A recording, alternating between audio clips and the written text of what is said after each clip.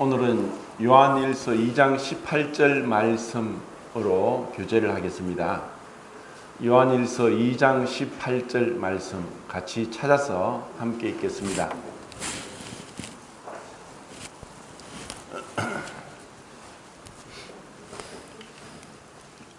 요한일서 2장 18절 모친님들이 조금 찾는 속도가 늦기 때문에 조금 기다렸다가 같이 읽겠습니다. 시작. 아니라 지금은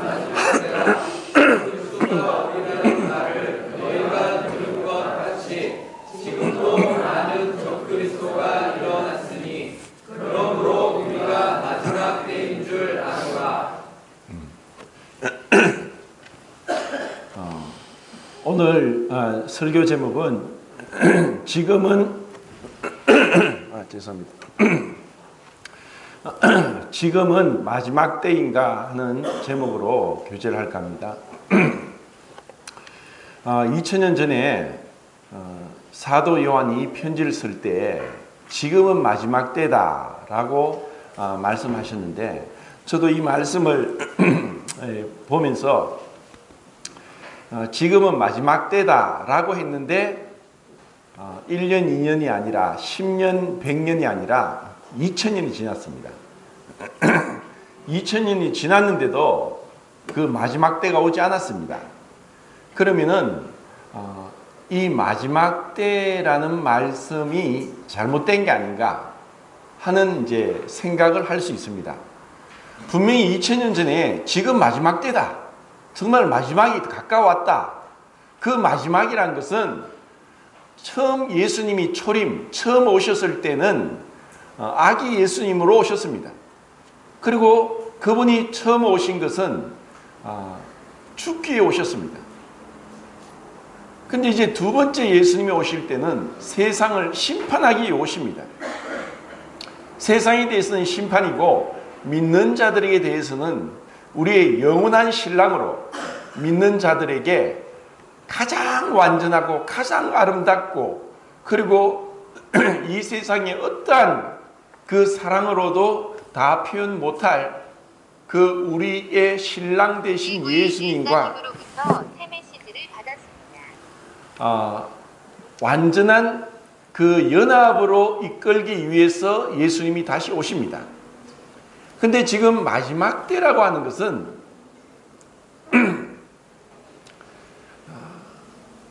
이제 이 세상이 불로 심판받을 것에 대해서 경고하는 메시지입니다. 그런데 이런 메시지를 듣고서도 이런 말씀에 대한 그 결과가 분명히 나타나지 않았기 때문에 마지막 때가 좀 더 남았어. 그리고 지금 우리는 생각합니다. 2000년 전부터 마지막 때라고 말씀하셨는데 이제 마지막 때가 아직 멀었을 거야. 그리고 그 마지막 때는 언제인지 모르지만 올 것이지만 어쩌면 내가 살아있을 동안에는 오지 않을 수도 있을 거야 하는 막연한 기대 그리고 막연한 그런 소망 가운데 있게 된다는 것입니다. 그러면 지금은 마지막 때인가?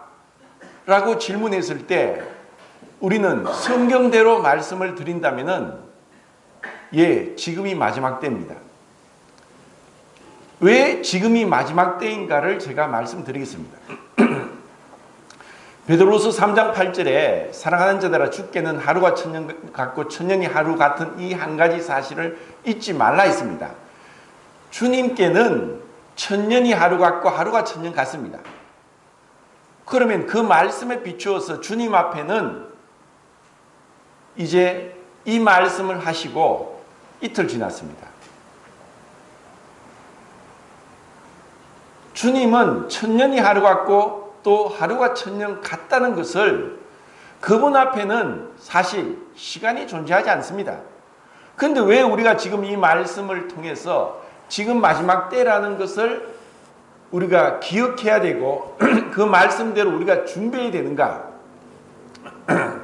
흔히 이제 세상에는 불치병으로 시한부 인생을 사는 사람이 있습니다. 그런 사람들에게 마지막 남길 유언, 하고 싶은 일, 하고 싶은 말, 가고 싶은 곳, 또 보고 싶은 것, 이러한 어떤 유언을 쓰는 것을 버킷리스트라고 합니다. 만약에 우리에게 그와 같은 시한부 인생을 산다면은 누구를 만날 것이고, 무슨 말을 할 것이고, 어디를 갈 것이고, 또 무엇을 볼 것인가 한번 생각해 볼 것입니다. 그런데 우리는 다행히 아무도 내가 언제 죽을 줄 모릅니다. 그러면 주님 말씀에 비추었을 때 너희 생명이 무엇이냐? 너희는 잠깐 보이다 없어진 안개니라. 그리고 우리 인생은 풀과 같습니다. 풀이 아침에 생생하게 피고 꽃이 피었다가 저녁에 시들어 마르는 것 같이 우리 인생이 그렇습니다. 우리는 아무도 1시간 뒤의 일을, 내일 일을 자랑할 수 없습니다. 그렇기 때문에 우리는 언제 그 마지막이 올지 모릅니다. 갑작스럽게 불의 사고로 한마디 말 못하고 가족 얼굴 다시 한번 못 보고 죽을 수도 있고, 갑작스런 급성 심근 경색으로 가슴을 쥐어짜다가 죽을 수도 있습니다. 그리고 불치병으로 치료해도 안 되는 병원에서 포기하고 호스피스 병동에 갈 수도 있습니다. 그런데 우리는 그것을 생각지 않습니다. 막연히 1년 뒤에, 10년 뒤에, 20년 뒤의 일을 우리는 생각하면서 살아갑니다. 그런데 정직하게 우리가 우리 자신을 돌아볼 때 그 내일을 기약할 수 없기 때문에 우리가 믿음 안에서 깨어서 올바른 신앙으로 살아가는 것은 오늘이 마지막일지도 모른다는 생각으로 그렇게 주님 만날 준비를 하면서 이 세상을 사는 것이 참된 신앙입니다. 2000년 동안 교회 역사상 많은 훌륭한 믿음의 선진들은 주님 언제 오십니까? 마라나타. 오늘입니까? 오늘 밤 잠을 잘 때 오늘도 오시지 않았나요? 내일입니까? 그리고 아침에 눈을 뜨면서 주님 아직 오시지 않았습니까? 왜 그와 같은 기다림 속에서 마라나타, 주님 어서 오시옵소서, 주 예수여 어서 오시옵소서, 그 계시록의 마지막에 그 우리에게 가르쳐주는 그 기도를 한 이유는 사랑하는 주님을 빨리 뵙고 싶은 생각 때문이었습니다. 진정으로 주님을 사랑하면 그 무엇도 우리 마음을 뺏기지 않습니다. 주님을 보고 싶은 거예요.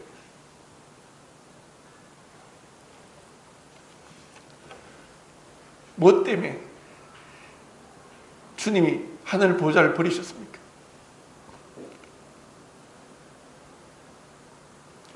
우리에게 어떠한 사랑할 만한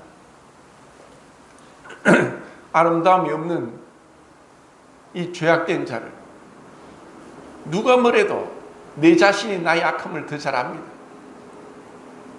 이 마음 속에서 일어나는 온갖 악한 이 생각들, 표현 안 해서 그렇지 누군가 영화를 보듯이 하루만 내 마음에 일어나는 생각들을 영화로 만든다면 사람들은 놀라 자빠질 겁니다.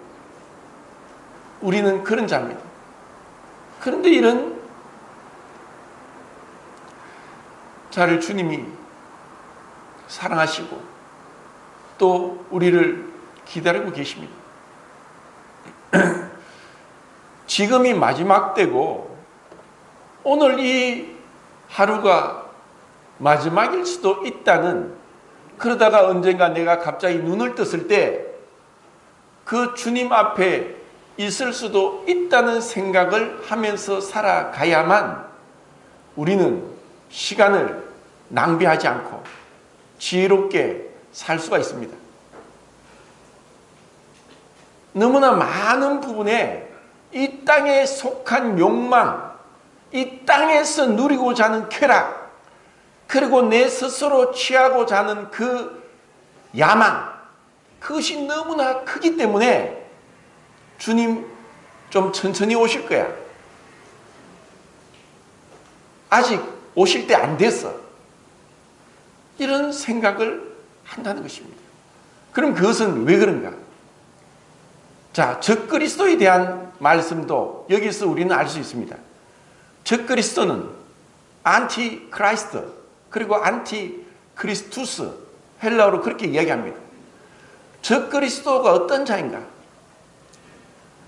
이 마지막 때가 아니고 아직 그 마지막 때는 한참을 멀었고, 내가 살아있는 동안에는 마지막 때가 오지 않고, 은혜의 하나님이 좀 더 많은 사람이 회개하고 구원받기를 원하셔서 그 마지막 때 은혜의 문을 닫기까지 시간을 늦추시기 때문에 내가 살아있는 동안에는 그렇지 않을 거야 생각하도록 하는 그 장본인 적그리스도에 대해서 그가 어떠한 그 전술로 우리로 하여금 지금이 마지막 때가 아니라고 착각하게 만드는가를 제가 오늘 좀 말씀드릴까 합니다.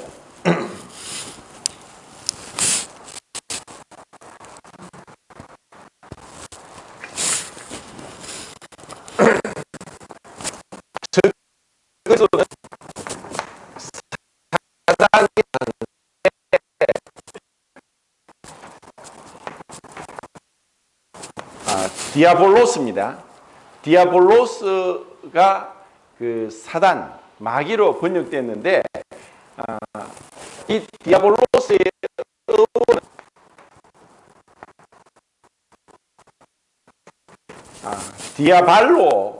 디아발로에서 유래됐습니다.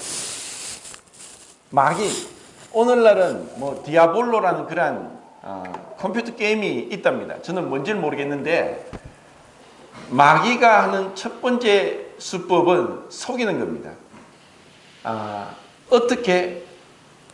마귀는 거짓의 아비다. 요한복음 8장 44절에 그는 처음부터 살인한 자고 거짓의 아비다. 이 마귀가 우리로 하여금 거짓말에 속아 넘어가게 해서, 그래, 지금 마지막 때 아니야. 주님 오실 때 멀었어. 그러니까 네가 하고 싶은 거 해. 네가 원하는 야망, 계획, 그리고 쾌락 뭐든지 해. 그리고 나중에 네가 나이가 들고 힘이 없고 할 때, 그때 주님 앞에 가야 되니까 그때 이제 헌신을 좀 할 수 있도록 준비하면 돼. 그러니까 지금 헌신 안 해도 돼. 그리고 지금보다 더 많은 돈을 벌었을 때 그때 헌신하면 되지. 지금은 좀 더 벌 때야. 좀 더 모아. 이런 온갖 거짓말로 우리의 생각을 계속 침투하고 있는데 우리는 그것을 모르고 있습니다. 자, 마태복음 24장 24절을 한번 보겠습니다. 마태복음 24장 24절.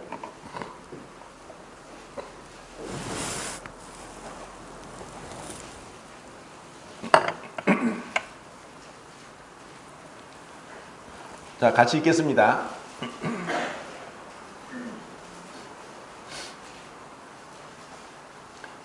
시작.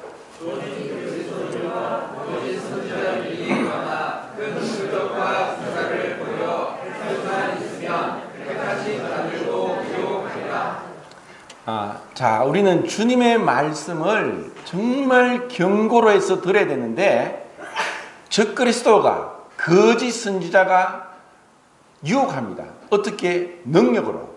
사람을 거짓 그 기적과 능력으로 유혹을 합니다.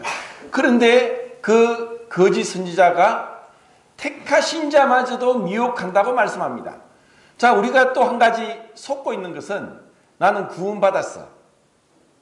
나는 예수님 피로 죄사함 받고 또 의롭다함을 받고 하나님의 자녀가 되었어. 지금 죽어도 천국 가. 나는 무슨 일이 있어도 천국 가니까 나는 마귀가 의심도 하지 못해. 그리고 그리스도 안에 하나님 안에 있는 자는 마귀가 만지지도 못한다고 했기 때문에 마귀가 꼼짝도 못하고 나를 어떻게 할 수 없어 하는 착각에 빠지게 합니다. 그런데 예수님은 택하심마저도 미혹한다고 분명히 우리에게 말씀하고 있습니다. 그러면 나도 이 마귀에 의해서 미혹될 수도 있다는 그 가능성을 열어두어야 됩니다. 분명히 구원은 은혜입니다. 그런데 우리가 이 믿음을 끝까지, 이 처음 믿음을 끝까지 지속해 나가는 사람은 참 많지 않습니다. 여러 가지 시험을 당하고 문제가 생기고 또 여러 가지 인간관계의 뒤틀림이나 이런 걸 통해서 정말 이 믿음 안에서 말씀에 순종해서 말씀에 그 절대로 복종하기보다는 자기 합리화, 자기 생각, 그리고 자신의 이런 것을 가지고 마귀가 주는 거짓말인 줄 모르고 속아 넘어가서 그렇게 이탈되는 경우도 있다는 것입니다. 자, 베드로전서 5장 8절 9절 또 읽겠습니다. 베드로전서 5장 8절 9절.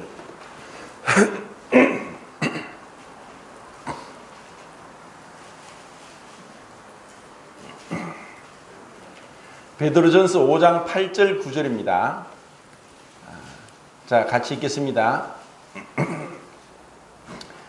시작. 근신하라 깨어라 너희 대적 아니라 웃는 자같이 돌아다니며 삼킬 자를 생각하니 너희는 믿음을 굳건하게 하여 그를 대적하라. 이는 세상에 있는 너희 형제들도 동일한 고난을 당하는 줄 아니라.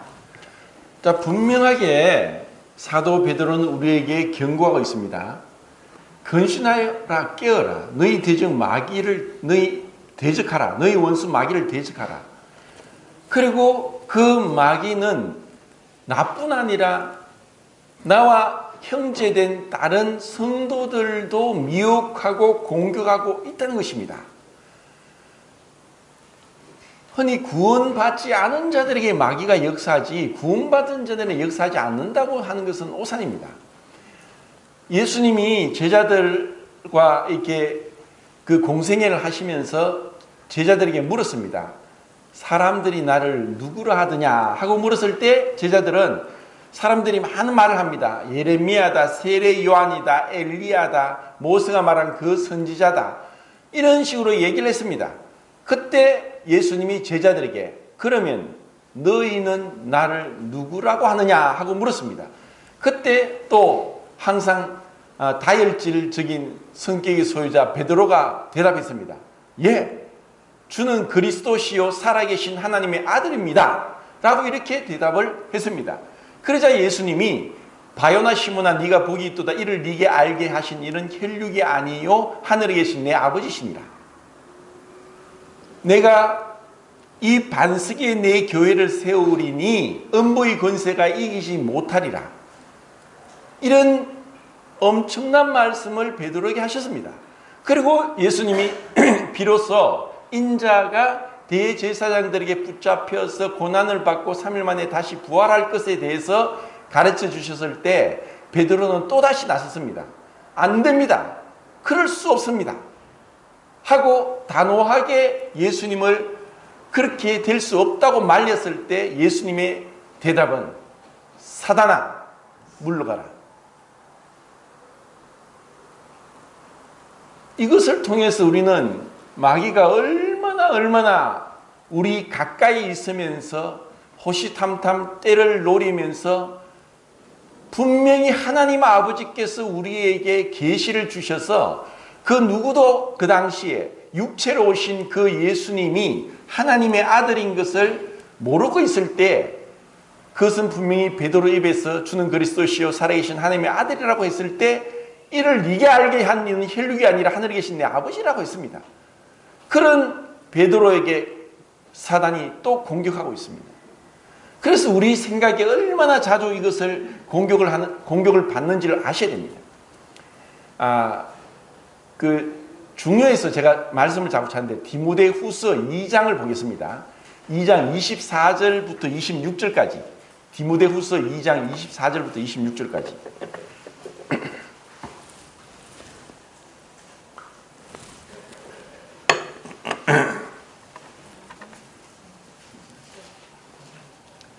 같이 24절부터 26절까지 읽도록 하겠습니다. 시작.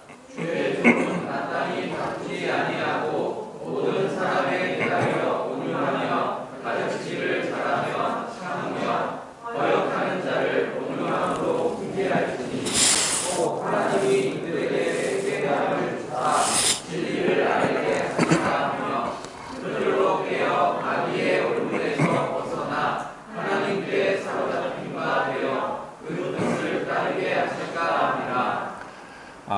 저기 혹시 유진정 형제님 그 킹 제임스 성경 가지고 있습니까? 예. 26절을 좀 큰 소리로 한번 26절만 읽어 주시겠습니까?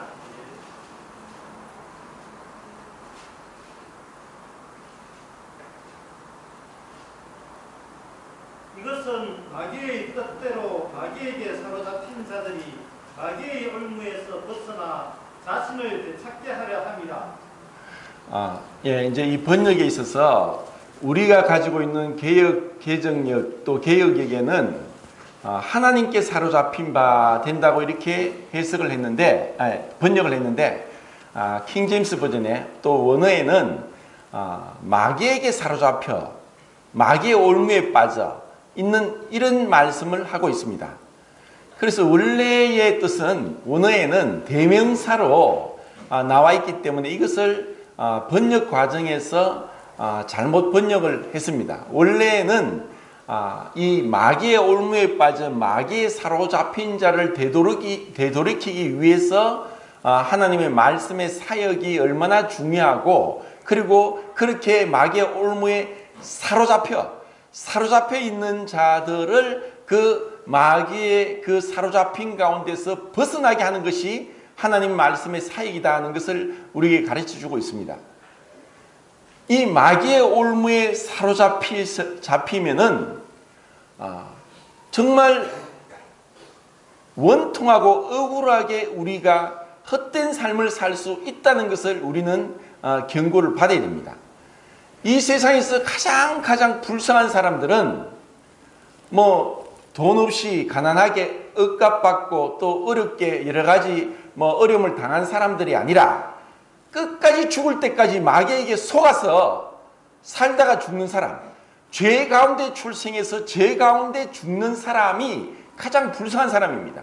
그들은 이 마귀의 존재도 모르고 그리고 이 복음을 들어도 우습게 여기면서 그것을 거짓말이라고 생각하면서 그렇게 마귀와 그 사자들을 위하여 예비된 영영한 불에 들어가라. 마태복음 25장 41절에 그 마귀를 위해 예비된 불에 마귀한테 속아서 그 물귀신처럼 붙잡혀 사로잡혀 있다가 결국 죄 가운데 죽어서 영원토록 고통 가운데 갑니다. 그런데 구원받고 나서도 이렇게 마귀에 속아서 우리의 이 믿음의 선한 경주를 선한 싸움을 잘못하고 이탈할 수도 있다는 것을 우리는 경고를 받아야 됩니다. 왜 그런가? 그것은 우리가 말씀에 주의하면서 또 믿는 성도들과의 교제를 통해서 내가 어느 위치에 있는가? 디모데후서 3장 16절에 모든 성경은 하나님의 사람으로 온전하게 하도록 그리고 우리로 하여금 교훈과 책망과 또 바르게 함과 의로 교육하기에 유익하니 이는 하나님의 사람을 온전케 하려 함이라. 이 말씀은 우리에게 교훈을 줍니다. 그리고 우리를 마땅히 어떤 길이 참된 믿음의 선한 길인지 가르쳐 줍니다. 그리고 우리가 그 길로 벗어나면 책망을 받습니다. 베드로가 책망을 받은 것처럼 우리의 생각에서부터 시작됩니다.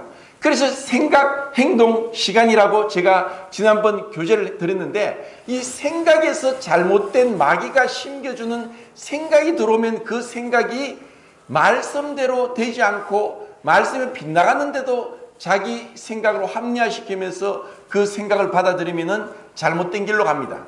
그러면 말씀으로 책망을 해도 모르고 나에게 하는 것이 아니라 다른 성도에게 하는 거라고 착각하기도 합니다. 그래서 그 책망을 통해서 돌이키게 하고 그리고 내가 어떠한 길을 벗어나서 바른 길로 가야 되는지를 말씀하고 그리고 계속해서 이 선한 믿음의 길, 좁은 길, 생명의 문으로 계속 걸어가야 되는 의로 교육하기에 유익하다는 이 말씀을 우리가 받아야 됩니다. 그래서 오늘은 제가 이 적그리스도 사단, 마귀가 하는 이 거짓말을 몇 가지를 적어보겠습니다. 첫 번째는 이 디아볼로스가 디아발로에서 나왔는데 이거 단어의 뜻을 설명을 안 드렸죠. 비난입니다. 이 디아발로는 뜻이 뭐냐면 비난하다, 참소하다, 모함하다 이 뜻인데 결국 이 단어에서 디아볼로스라는 단어가 이제 나왔기 때문에 이 단어를 통해서 이 마귀가 하는 첫 번째는 비난입니다. 그리고 두 번째는 교만입니다. 그리고 세 번째는 음란이고 네 번째는 불평입니다. 그리고 불의, 불신, 그리고 세속적 욕망, 그리고 미움, 정말 엄청나게 많은 것들이 이 디아볼로스인 마귀로부터 나오는데 이것이 뭔지를 모르면서 내 안에 있는 내재된 죄와 혼합이 되어서 이 마귀가 주는 이 마귀가 우리 안에 있는 내재된 죄를 격동시켜서 우리를 사로잡아서 그리스도께 복종하지 못하고 자기에게 복종하도록 끊임없이 성도들을 유혹하고 있습니다. 그래서 구원받는 것도 전적인 하나님의 은혜지만 우리가 믿음 안에서 믿음의 정도로 올바른 신앙을 하면서 성숙되어 가는 것도 정말 은혜입니다. 자, 먼저는 이 비난에 대해서 생각해 봅시다. 제가 언젠가 유튜브에서 그 굉장히 키가 크고 굉장히 마른 남자가 간증을 하는 걸 들었는데 이 사람이 전직 직업이 뭐냐? 무당이었습니다. 그런데 정말 그 사람이 간증을 하는데 마치 간증하는 말이 수도꼭지 물 틀어놓은 것처럼 술술술 나오는데 정말 말을 잘해요. 말이 끊임없이 줄줄줄 나오는 거예요. 그런데 자기가 무당으로 있을 때 무당의 세계를 얘기합니다. 무당끼리 이렇게 모여 있으면은 무당끼리 굉장히 어떤 사치가 심하답니다. 막 목걸이에 금 가락지에다가 막 치장을 막 하는데 가능하면은 자기가 굉장히 유능하고 또 능력 있는 그리고 돈을 잘 버는 무당으로 보이기 위해서 그렇게 한답니다. 그러다 한 무당이 다른 데로 가면은 그때부터 이 무당들은 절로 이제 자리를 비운 그 무당을 비난하고 욕하고 저주까지 한답니다. 무서울 정도로. 마귀는 처음부터 참소하는 자. 지금도 우리를 참소합니다. 지난 시간에 제가 말씀드렸습니다. 마귀가 죄를 깨닫게 하는지 성령이 죄를 깨닫게 하는지 어떻게 하느냐. 마귀가 죄를 깨닫게 하면 무조건 우리 자신, 우리는 살면서 죄를 범할 수밖에 없는 자입니다. 그런데 그 작은 죄 하나마저도 우리로 하여금 완전히 넉다운 시켜서 고개도 못 들게 하면서 우리로 하여금 믿음의 대일에 이탈하도록 끊임없이 공격하고 있습니다. 그런데 성령님이 죄를 깨닫게 해주면 주님 저는 죄인입니다 하면서 주님 앞에 나오게 되는 겁니다. 자, 이런 비난은 우리 성도들도 할 수 있습니다. 이건 정말 무서운 거예요. 자기도 모르게 마귀에게 조종을 받으면서 이런 성도들을 향해서 깎아내리고 허물을 덜추어서 얘기를 하고 이것은 마귀가 공격하고 있는데 마귀가 공격하는 줄도 모르고 이용당하고 있습니다. 그리고 더 무서운 것은 그런 말을 듣는 성도들도 그것이 비난인 줄 모르고 동조되면서 휩쓸려 버립니다. 그런데 이에 반해서 하나님께서 하시는 것은 지식은 교만케 하고 사랑은 헛한 허물을 덮는다고 했습니다. 정말 사랑하면은 누군가 나의 아내와 남편을, 나의 자식을, 나의 부모를 그렇게 비난하면 똑같이 가만히 듣고 있든지 그리고 똑같이 함께 동조가 되겠습니까? 그럴 수 없습니다. 누군가 내 사랑하는 사람을 그렇게 욕하면은 대꾸를 하든지 못하게 하든지 자리를 피하든지 할 겁니다. 그래서 우리는 성도들이 어떤 삶을 살아야 되느냐? 그런 말을 하면 그에 대해서 못하게 막아야 됩니다. 더 이상 진전 안 되도록. 그리고 비난과 분별은 차이가 있습니다. 그리고 단어를 사용하는 것도 조심해야 됩니다. 누군가 이것을 조심스럽게 분별을 했는데 그것을 비난이라고 또 비난할 수 있습니다. 그건 왜 그런가? 근본 마음에는 우리는 교만이 있습니다. 마귀의 첫 번째 죄는 유다스 1장 6절에 또 자기 지위를 지키지 아니하고 자기 처소를 떠난 천사들을 큰 날의 심판까지 영원한 결박으로 흑암에 가두셨으며, 자, 이것은 처음에 이 마귀는 처음부터 교만해져서 죄의 화신이 되었습니다. 모든 죄의 뿌리는 교만입니다. 이 교만은 우리 성도들이 가장 경계해야 될 첫 번째 원수의 무기라는 것을 잊어서는 안 됩니다. 그래서 AD 5세기에 교부 어거스틴은 그런 얘기했습니다. 그리스도인의 첫 번째 덕목이 무엇이냐고 물었을 때 첫 번째 덕목은 겸손입니다. 그럼 두 번째 덕목은 무엇입니까? 두 번째 겸손입니다. 그럼 세 번째 덕목은 무엇입니까? 세 번째도 겸손입니다 했습니다. 그것은 이 하나님 앞에 가까이 나아가면 나아갈수록 우리 안에 이 교만이 얼마나 무서울 정도로 우리 안에 도사리고 있는지를 알게 됩니다. 누구든지 우리는 이 교만으로 인해서 비난도 합니다. 교만하기 때문에 남을 깎아내리는 거예요. 그러면서 자기가 높아지려고 하는 거예요. 이 교만에 대한 최대의 치료책은 뭐냐? 겸손입니다. 마귀는 그 교만함으로 인해서 하나님을 대적했는데 하나님이 그 마귀를 처치하시고 그리고 마귀를 교훈하시고 책망하시기 위해서 겸손이 무엇인지를 가르쳐 주셔야 했습니다. 그리고 이 마귀는 제가 교만과 불평을 두 가지를 섞어서 말씀드리겠는데 불평의 가장 그 화신입니다. 만족하지 못합니다. 자, 하나님께서 창조한 피조물 중에 가장 감사가 넘치고 가장 기쁜 가운데 하나님께 나와야 될 피조물이 누군지 아십니까? 사단입니다. 타락하기 전에. 왜냐? 사단이 타락하기 전에 사단은 가장 뛰어나고 아름답고 능력이 많은 피조물이었습니다. 천사들 중에서 장이었습니다. 그는 가장 아름다웠고 가장 능력이 많았고 가장 많은 권력을 가지고 있었고 그리고 첫 번째 피조물이었습니다. 그런데 그것을 불평하고 자기보다 더 아래가 없습니다. 보니까 자기보다 높은 분은 하나님이죠. 그래서 내가 하나님 자리에 올라가겠다 하는 그 교만으로 죄가 시작이 되었습니다. 그렇기 때문에 우리가 이 교만한 사단을 하나님이 어떻게 교훈하시고 부끄럽게 하시는가?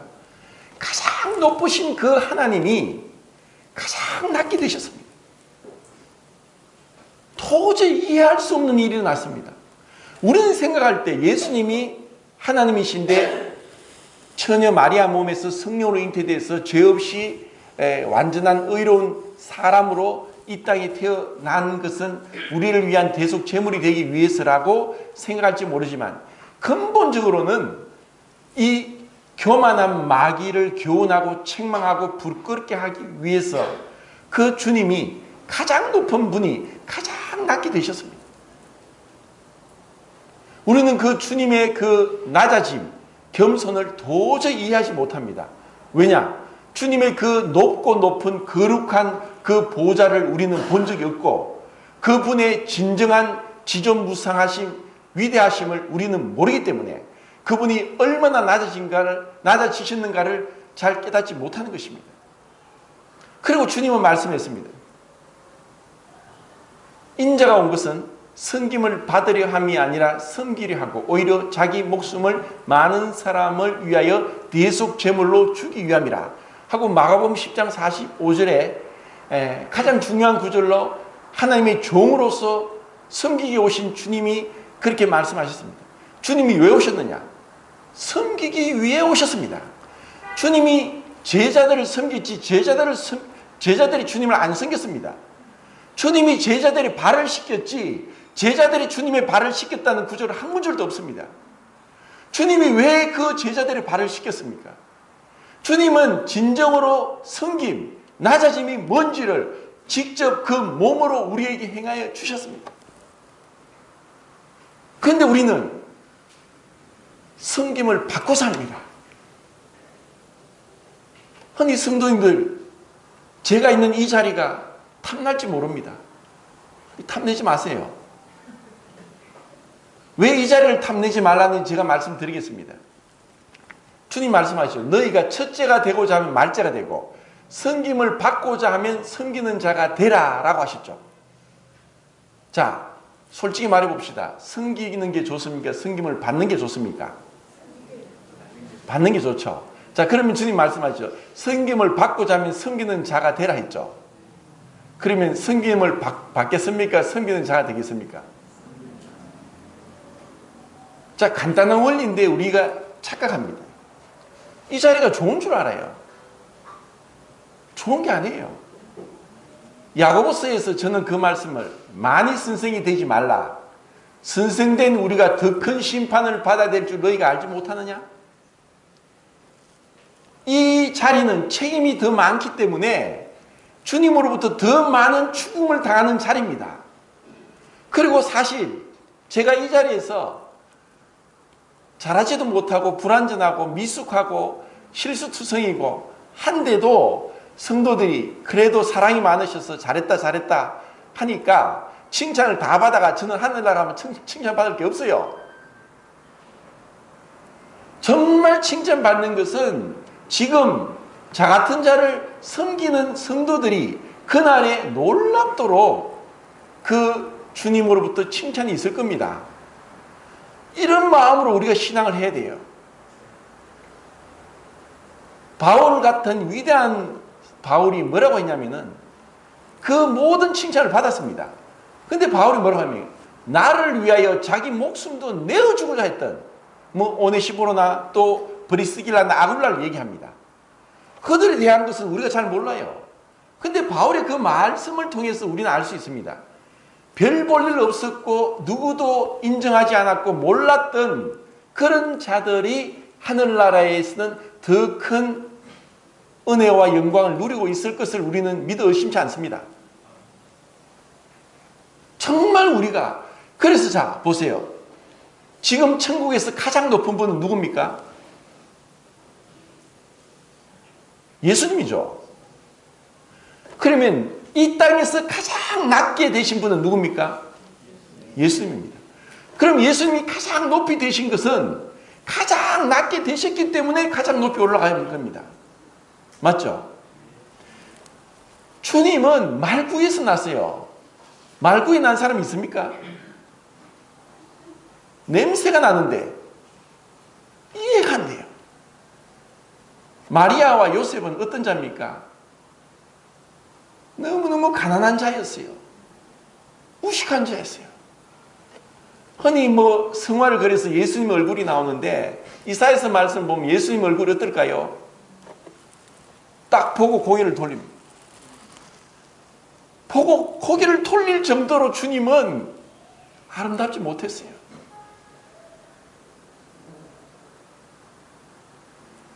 주님보다 그 고난을 받은 사람은 없어요. 주님보다 인정을 받지 못하고 모함을 받고 비난을 받고 그런 적이 없어요. 주님 우리에게 가르쳐 주잖아요.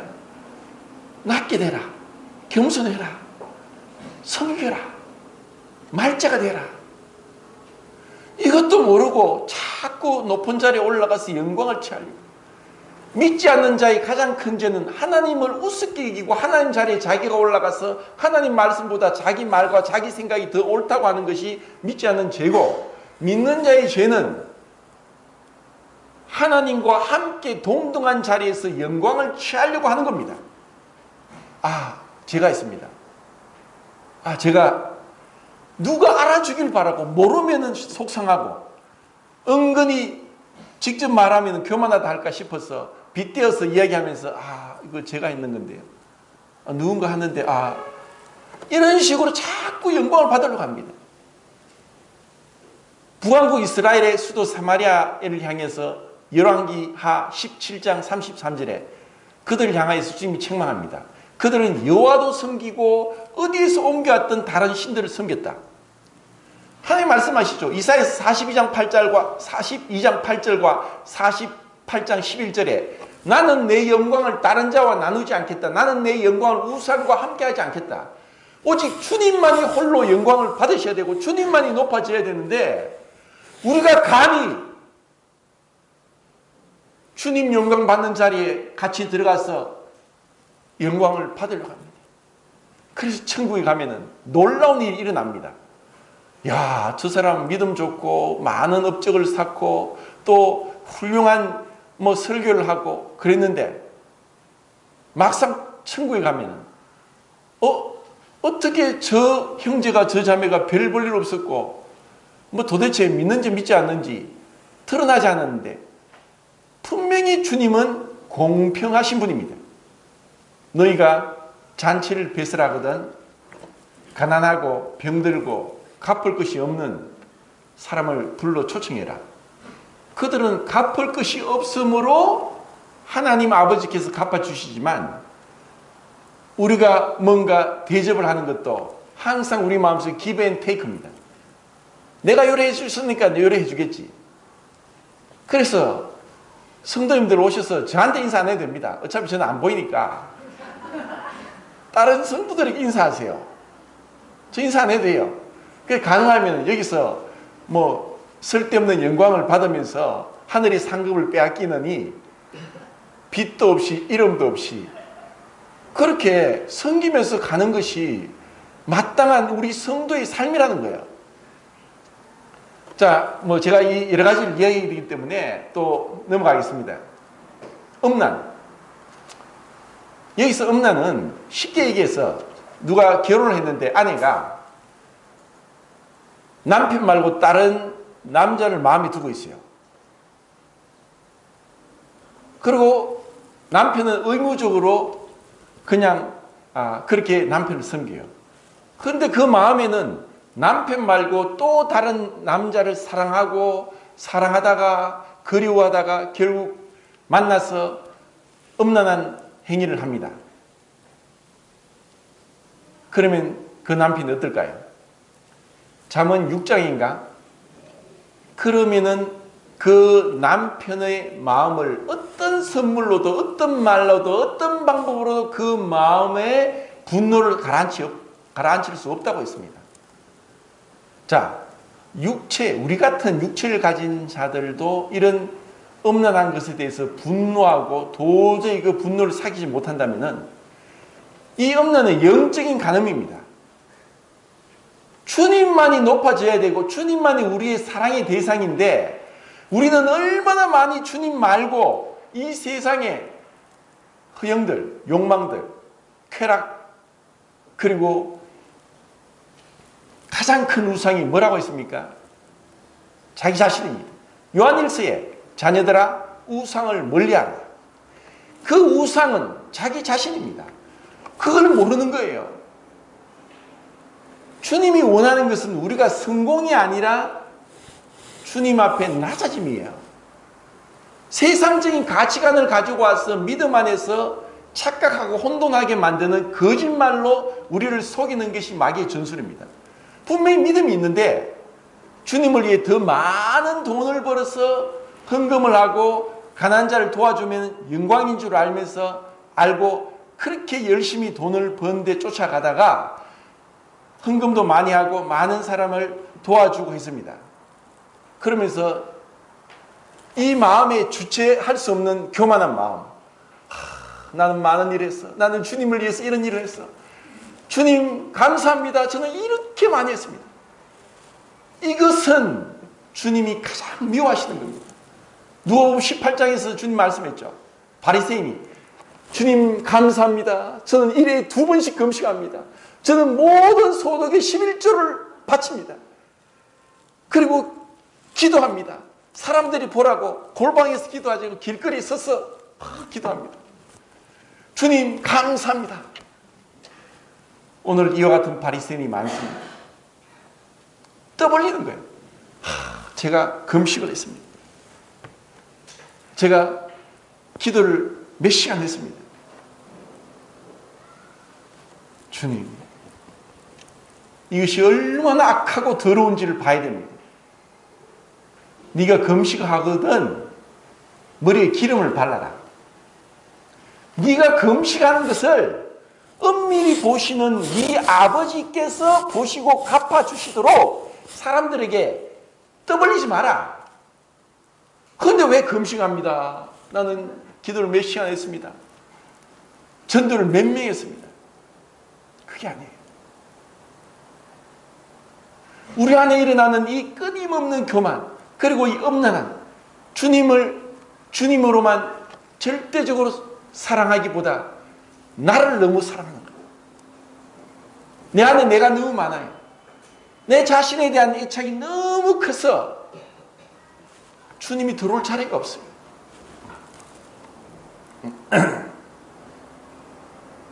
그리고 또 뭐가 있습니까?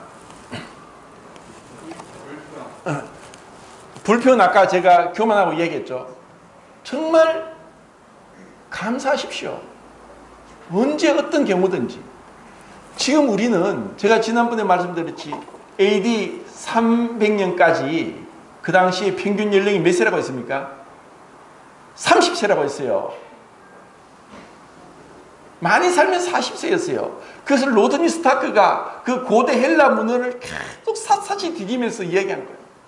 병원도 없습니다.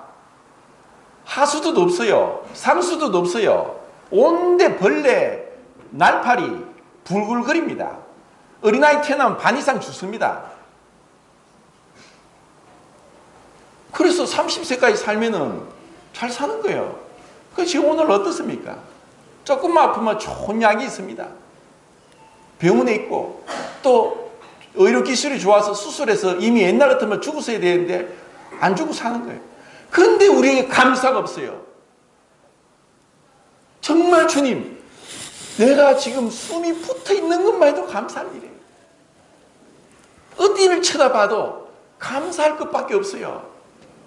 그런데 왜 불평하고 원망하고 염려하고 걱정하고 두려워합니까? 마귀가 속이는 거예요. 마귀가 시샘을 하는 거예요. 자기는 자기 운명을 압니다. 자기는 영원한 지옥 갈 거 알고 있으면서 우리가 받을 영광에 대해서 끊임없는 시샘과 하면서 비난하고 참소하고 불평하게 하는 것입니다. 자, 그 다음은 또 뭡니까? 불의. 우리가 정말 어떤 일을 많이 하는 게 중요한 겁니다. 어떤 선교사의 간증을 들었는데 먼저 되신 분이 선교사 가서 그 모사한 나라 가서 고생하고 죽을 고비 넘기고 내란이 일어나서 총을 쏘면서 이러다 죽겠다 싶으면서 밤마다 두려워 떨면서 기도하는 가운데 나라가 안정되고 사역이 확장되면서 이제 다른 후배 선교사가 같이 가서 섬겼습니다. 그런데 조금 지나다 보니까 먼저 된 선교사 앞으로 헌금이 계속 들어옵니다. 그런데 먼저 된 선교사가 이렇게 하다 보니까 이것을 후배 선교사한테 올바로 이렇게 오픈을 안 하고 이렇게 서게 됐습니다. 그래서 이 후배 선교사가 너무 마음이 어렵고 힘들고 어려워서 따로 다른 지역으로 개척을 해서 선교를 하고 있다는 그런 얘기를 들었습니다. 자, 본인은 그게 아니라고 생각했을지라도 남이 마음에 불편해지면은 그것은 죄가 될 수 있습니다. 우리가 아무리 선교 일을 하고 큰 일을 한다 할지라도 하나님이 원하는 것은 내가 큰 일을 하는 것이 아니라 의로움, 깨끗함, 정결함, 그리고 거짓되지 않은, 사랑에는 거짓이 없나니 솔직하게 진실되게 하는 겁니다. 마귀는 우리를 속입니다. 그래, 세상에서는 목적을 위해서 수단 방법을 가리지 않고 목적을 이루면 됩니다. 그런데 하나님 나라에서는 결과가 중요한 것이 아니라 그 과정이 중요합니다. 사람들은 겉으로 드러난 것만 판단합니다. 주님은 우리의 중심을 보시기 때문에 내 과정에서 얼마나 주님과 동행하는가가 중요하지. 모세는 그렇게 얘기했습니다. 이스라엘 백성이 범죄했습니다. 하나님이 진노했습니다. 그래, 알겠다. 너희들끼리 가라. 그렇지만 너희들은 가는 길에 성공할 수 있다. 그렇지만 나는 안 간다. 출애굽기에서 33장인가 그렇게 말씀합니다. 자, 우리가 무엇을 원합니까? 모세가 무엇을 원했습니까?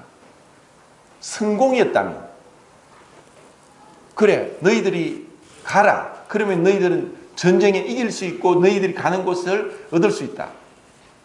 그런데 나는 가지 않는다. 모세는 원했습니다. 주님이 가지 않으면 안 가겠습니다. 우리가 원하는 것은 성공이 아닙니다. 아무리 우리가 비커번쩍하게 뭔가 내세워도 주님 앞에는 한 줌 흙이고 먼지입니다. 주님이 원하는 건 주님과 동행하는 삶입니다. 그 한 발짝 한 발짝, 매 순간순간 주님과의 그 끊임없는 사랑의 미를 가운데 교제하는 것입니다. 그런데 이것이 아가서에 나오는 것처럼 내 자신에게 도취되든가 아니면 다른 것이 들어오면 이 미러를 깨지는 거예요. 사랑할수록 민감해지고 예민해지고 섬세해집니다. 남들은 무슨 말을 해도 괜찮은데 사랑하는 사람이 한마디 하면 그것이 가슴에 못이 박히는 거예요. 주님이 원하는 것은 의로움입니다. 빛 가운데 행하는 것입니다. 우리가 요한일서 지금 보는 것처럼 빛 가운데 행하는 것, 진리 가운데 행하는 것, 사랑 가운데 행하는 것. 그리고 요한일서 3장 3절에 우리가 주님을 믿으면 주님과 같이 빛 가운데, 진리 가운데, 사랑 가운데, 의로움 가운데 주님과 같이 행해야 될 것이다 하고 말씀한 거예요. 주님을 따라간다고 하면서 세상 방법을 취해가지고 하는 것은 잘못된 겁니다. 자, 그 다음에 뭡니까? 불신. 히브리서에는 믿지 않는 악심이라고 있습니다. 마귀가 진짜 하나님을 믿을까요? 믿지 않을까요? 믿습니까? 믿지 않습니까? 믿습니다. 어떻게 알 수 있죠? 야고보서에 허탄한 사람아, 하나님이 한 분인 줄 모르느냐? 마귀도 하나님이 한 분인 줄 믿고 두려워 떤다 했습니다. 자, 예수님 제자들과 사람들은 예수님을 몰라봤습니다. 기적을 행하고 죽은 자를 살리고 병자를 고치고 하는데도 몰라봤습니다. 근데 귀신 들린 자는 그냥 와가지고 하나님 아들이시여, 때가 되기 전에 우리를 괴롭게 하려고 오셨습니까? 당신과 나와 무슨 상관이 있습니까? 마귀는 귀신은 예수님을 알아봤습니다. 그런데 예수님께 순종 안 하는 거예요. 믿는다고 하면서 순종하지 않으면 마귀의 믿음이고 거짓 믿음이고 믿지 않는 겁니다. 죽은 믿음이에요. 진짜 믿음은 내가 순종으로 나타날 때 그것이 믿음이란 거예요. 정말 주님, 제가 이 믿고 생각만 하면서 순종하지 않는 마귀의 속임수에서 벗어나게 해주시고 정말 제가 믿는 만큼 순종하고 제가 순종으로서 믿음을 표현할 수 있도록 도와주십시오.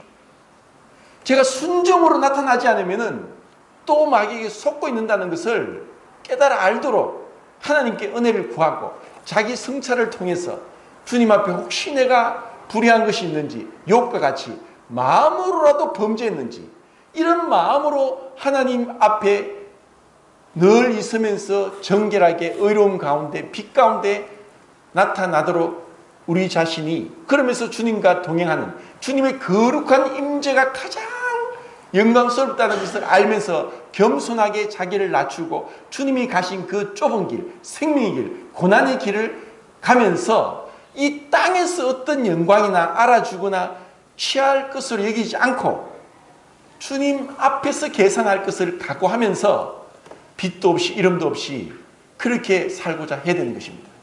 자, 그 다음은 또 뭡니까? 세속적 욕망. 아까 우리가 읽었던 요한일서 2장 18절 바로 앞에 17절 말씀이 뭔지 아십니까? 이 세상도 정욕도 지나가되 오직 하나님의 뜻을 행하는 이는 영원할 있을 것이라. 자, 이 말씀은 유명한 전도자 D.L. 무디 묘비명에 적혀 있습니다. D.L. 무디는 평생에 거의 70만 명에게 전도했답니다. 70만 명 주님께 인도했습니다. 그리고 하루라도 복음을 전하지 않으면 잠자리 들지 않겠다고 결심했습니다. 그는 대학도 나가지 않은 구두 수성공에 대한 수성공이고 무식한 자였습니다. 그가 설교를 하면 음법이 많이 틀렸습니다. 그가 스펄전의 초청을 받아 영국에 가서 복음을 전합니다. 그런데 배운 똑똑한 신자들이 아이고 참 유명하다고 왔는데 무슨 뭐 설교에 뭐 어법도 다 틀리고 뭐 문법도 틀리고 뭐 저렇게 설교하냐고 그렇게 비아냥거렸습니다. 그때 무디가 대답했습니다. 예, 저 무식합니다. 문법도 틀립니다. 그런데 당신들은 그 완전한 문법으로 얼마를 구원했습니까? 나는 이렇게 틀린 문법으로도 이렇게 사람들을 주님께 인도합니다. 우리가 뭔가를 끊임없이 비교하면서 교만하게 비난하지 말고 이 세속적 욕망, 이 욕망, 이것은 우리가 죽을 때까지. 그래서 골로새서 3장 1절부터 5절까지 땅에 있는 주체를 죽여라. 땅에 있는 지체를 죽여라. 우리가 그 날마다 십자가에 못 박고 자기 부인을 하지 않으면은 우리 또 착각 속에 마귀 올무에 넘어갑니다. 마귀에 사로잡힙니다. 제일 마귀가 좋아하는 것. 전에 키아누 리브스와 또 그 대부에 나왔던 알파치노가 나온 영화에 보면 데블스 애드버킷이라는 영화가 있는데 그 알파치노가 데빌 그 마귀의 역을 나옵니다. 그러면서 계속 키아누 리브스를 유혹을 하는데 키아누 리브스가 그 욕망에 넘어가지 않고 믿음으로 이깁니다. 그리고 마지막에 그 욕망에 이긴 것을 인해서 신문 기자들이 오고 막 취재를 받습니다. 마지막 그 사단 역을 맡은 알파치노가 하는 말이 그래, 내가 좋아하는 기호품은 허영이지. 이 영화를 만든 분은 참 사람을 알고 마귀를 아는 것 같습니다. 마귀가 정말 좋아하는 것은 우리 속에 숨겨진 세속적 욕망입니다.